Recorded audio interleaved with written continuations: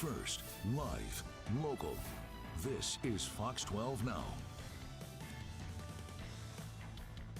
Hello everyone, I'm Greg Nibbler. This is Fox 12 Now. Thanks for joining us. We are here every weekday, starting around 1 p.m., going throughout the afternoon, bringing you a wide range of topics here on the show, live from the Fox 12 Oregon newsroom. You can find us on YouTube. You can find us at KPTV.com or the Fox 12 Now tab, and of course on all the Fox 12 Oregon apps.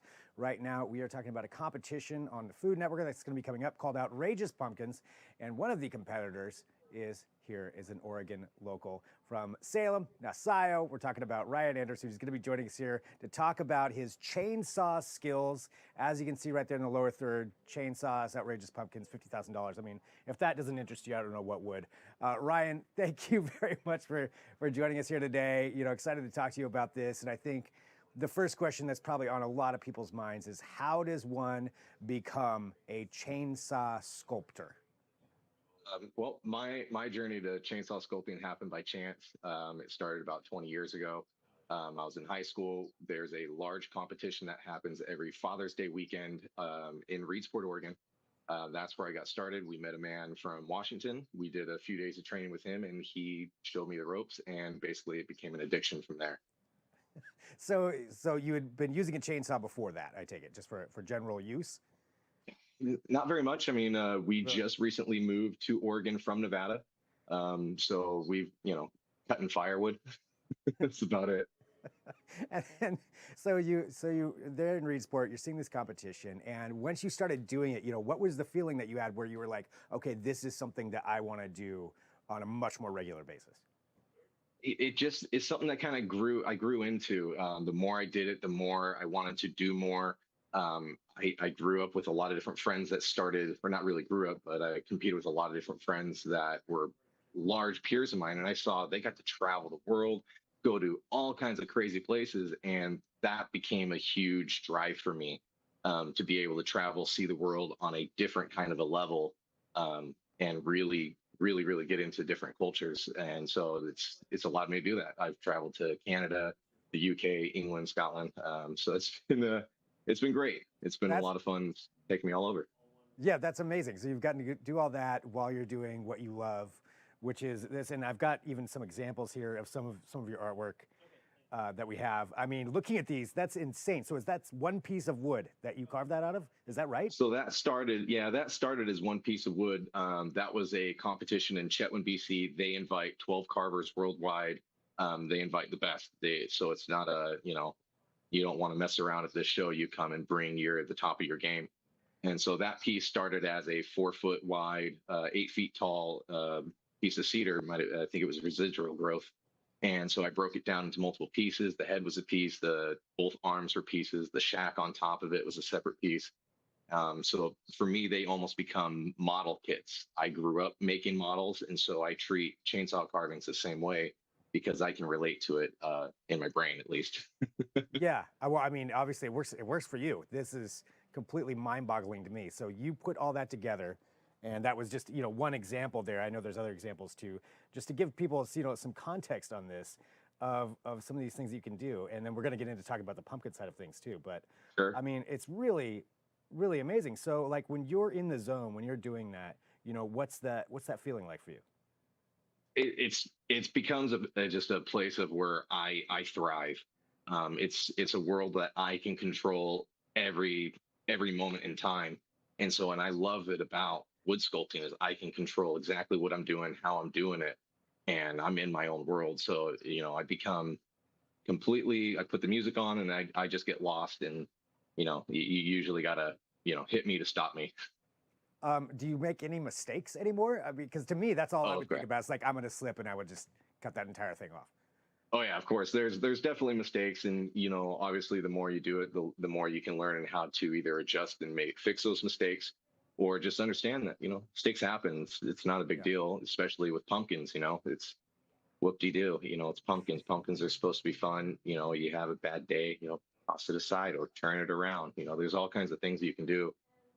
So yeah, accidents do happen. Sometimes wood splits, sometimes it breaks, you get rot in places you don't want to, and you learn to adjust. And so it's a kind of an experience thing, but yeah, you make do with what you have. Nice. Learn how to incorporate that into whatever it is that you're doing. If there's something that you can do with that, that's pretty Right. cool. Well, going from there, from wood sculpting to pumpkins, tell us how you got into that, and then how you came about this television show as well. Well, the show for me kind of happened by chance. I remember I got an email, was it back in 2020, asking if I would be interested in signing up for this competition. There was another chainsaw carver that competed the year before me, and I thought to myself, well, if she can do it, I can do it. So, I carved a couple of pumpkins. I don't do it that much. I mean, I'm a family pumpkin carver, and I only carve as much as my family does. So, I was only a handful of pumpkins at that point in my life. And so, but I just thought I can carve something in wood, I can carve it in pumpkins. And, that's how it started. And I probably probably jumped into it too soon, but obviously it worked out to my benefit. Yeah, that's. I mean, clearly, just taking a look right here. Did you carve these two that are in front of you? Yes, I carved these. I carved this guy just last night, and started working on this guy this morning. So just kind of playing around, starting to get fresh with pumpkins that I have now. Okay, and what's your technique for going about that for people at home? Gosh, you know what? Kind of depends on what I'm in the mood for. I'm a very emotional carver, so if I'm having a bad day, I tend to carve on a really bad day. But usually I find inspiration that other friends have done, other pumpkin artists have done stuff, and I try, I like to replicate and do other things and twist them, and how can I make it my own? So I look at a lot of different peers and a lot of different pumpkin sculptors' work, a lot of different sketch work. What can I incorporate? I'm still in a huge learning curve of how pumpkins can work and what you can do with pumpkins. So obviously, I absorb as many tools as I can, and just practice as much as you can. You can practice year round, even on butternut squashes. They're a great piece to practice on throughout the season. So there we go. That's some good advice, I would think. Yeah, for people out there who want to get into it. So practice on butternut squash. Great piece to use. Now, for this competition, you're competing though, so clearly you've done pretty well at this. I know you said that you're still a novice or just beginning in this, but obviously you're doing all right. So competing there for $50,000, what would it mean for you to win this competition? Oh, it'd be huge. Coming back as a champion, of course, I feel in a way I'm defending my belt from my season two. So there's a lot of pressure on that. But, this season is really exciting for me because I know everybody, other than a handful of people that I just haven't met before. But getting to know those people, even on set, was just the best time. So it didn't feel like a huge competition as much as yeah, I really want that money. It's cool to be surrounded by some of your best friends and people that you don't just know them, but their wives, their husbands, their children's birthdays. So it becomes very, very personal on set. So this year was fun for me just because I was surrounded by friends, and I didn't feel like I had that pressure of not knowing anybody. What am I doing? I'm a chainsaw carver here as a pumpkin carver. This doesn't make any sense. But it's a little different now. I feel comfortable, and I'm excited to be on set. Well, for the chainsaw going to the pumpkin, like what is the general strategy on that? Do you have something that you go into it where you're like, okay, this is how I have to go about cutting this? Because again, the same thing is I would just think that you'd slice right through something. I definitely run a little bit slower. You definitely don't want to have any accidents, especially when it comes to with the chainsaws and the pumpkins. They obviously cut extremely fast. But being my experience with chainsaws for the last 20 years, I've got fairly good control, even with all my die grinding tools. I can control those bits and pumpkins with a lot of good precision. So it's fun for me because it's challenging in a way that it's so fast, and I have to slow down, but yet we only have 6 hours to make these masterpiece sculptures. So it's a do or die moment. So every minute. Do you already know what it is that you want to try to create out of it? Um, it depends. When you did this, yeah.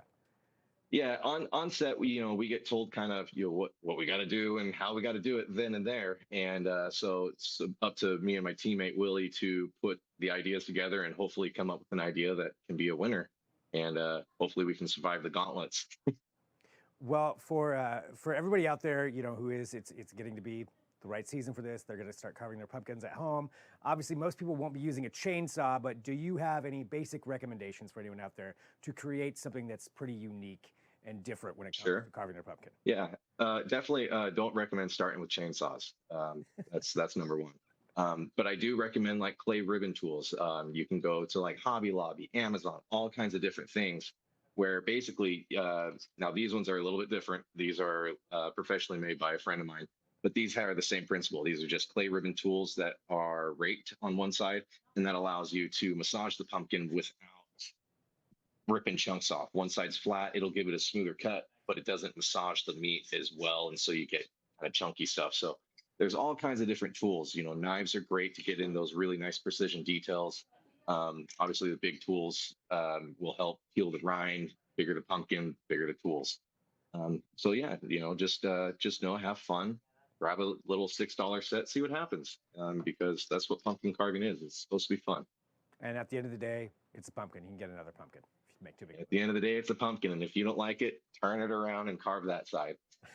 Well, Ryan, thank you very much, for joining us and being here, on the show just to talk about this. Well, let everybody know too. So you're going to be on September 29th is the premiere for the season premiere for Outrageous Pumpkins, when you are going to be on there and competing against everybody else. So best of luck, Thank for you. this competition. Hoping you bring it back here to Oregon, and would love to see Nice. that. But either way, congratulations on living the dream. Thank you so much. I really appreciate it. Thank you for having me. Yeah, absolutely. All right. And for everybody who's watching, we are live. We're going to take a break here in just a minute, but appreciate you all joining us, whatever platform you're on. You can always share these segments afterward in this show, so feel free to do so. Coming up, we're going to be talking about the Oregon Charity Championship Golf Tournament. So a number of different nonprofits and charity organizations are going to be competing for a big prize. And so we're going to talk about some of the stuff that they're doing for that and the way they work with the community. That's coming up at 1:30 p.m. So just come right back to whatever platform you are on. I will be there. I'll talk to you then. I'm Greg Nibbler. This is Fox 12 Now.